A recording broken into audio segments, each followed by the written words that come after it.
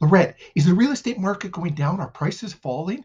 Let's go over all the data for the first half of 2022, and you can make an informed, educated decision. I think you'll see that the media is blowing things a little bit out of proportion on what's going on in the real estate market.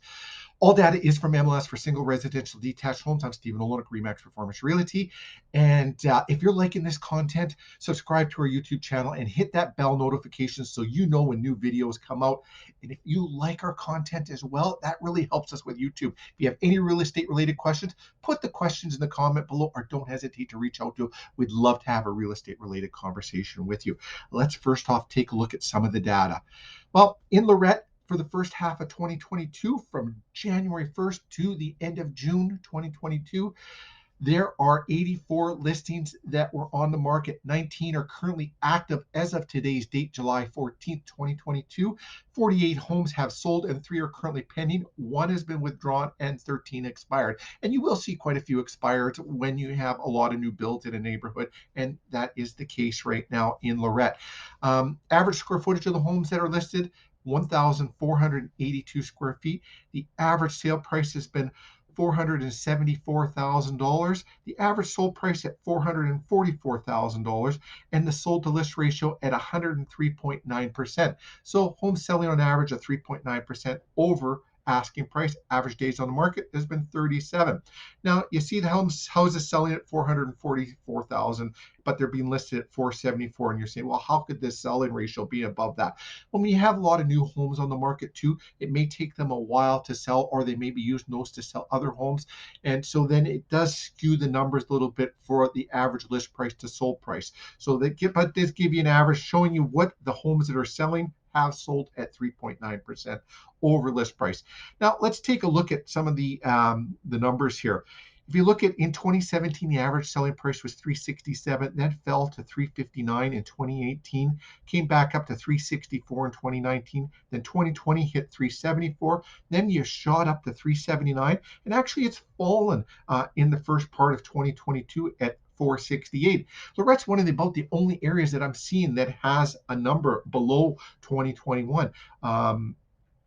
Most other areas have been well above, but still a very good selling price in Lorette.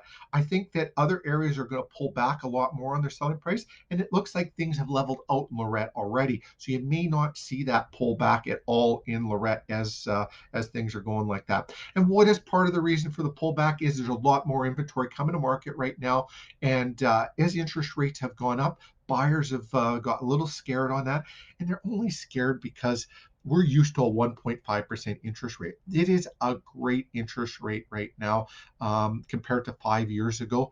And as you take a look at the numbers from last year's selling numbers, yeah, last year was a record-setting year. Real estate numbers are down from last year. But if you look at the trend all the way across 2017 and up to 2022, our numbers in 2022 sales-wise are still higher than those 2017, 2018, 2019, which are the norm in Manitoba. So numbers are higher than the norm. They're down from the record-setting numbers of last year. So the media is jumping on that and saying, "Oh, real estate numbers are down and the sky is falling," which really isn't the case.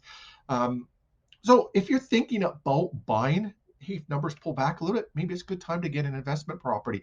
We're watching inflation soar. The only way to really hedge inflation is to buy real estate. So if numbers pull back, maybe it's a great time to buy real estate.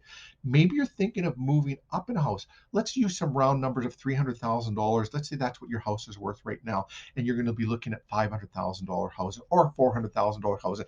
Let's say the market pulled back 10%. Well, that $300,000 house would go back 10%, $30,000.